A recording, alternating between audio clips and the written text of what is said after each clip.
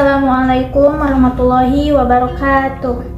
Alhamdulillahirabbil alamin wa bihi nasta'in wa ala umuri dunya waddin wassalatu wassalamu ala asyrofil anbiya'i wal mursalin wa ala alihi washabihi ajmain amma ba'du. Langkung tipayun hayu ulang panjatkeun puji sinareng syukur kehadirat Allah Subhanahu wa taala.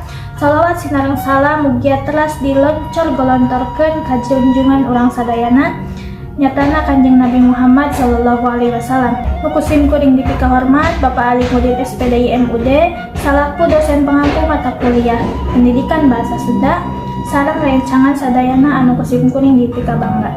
Hadirin sadayana, moal aya seorang presiden lamun teu aya seorang guru, moal aya seorang dokter lamun teu aya seorang guru, moal aya seorang guru oge lamun teu aya seorang guru. Manggo janten seorang presiden, seorang dokter, atanapi seorang guru oge, urang teh kudu jadi jalma anu pinter, kudu jadi jalma anu ngarti kana ilmu, sareng kudu janten jalmi anu cerdas. Nah, di mana urang kenging sadayana ilmu teh?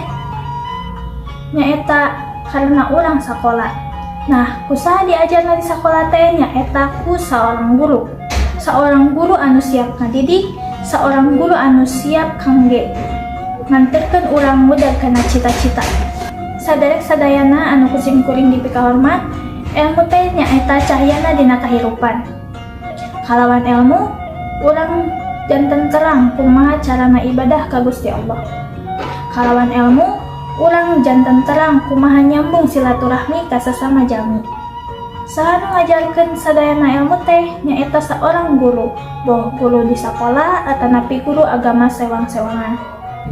Syekh Azhar Nuji pernah ngadawuh yen guru parantos ngadeketkeun hiji perkawis anu jauh sarta tiasa muka panto anu katutup. Sakieu wae anu tiasa kusim kuring dipihatur.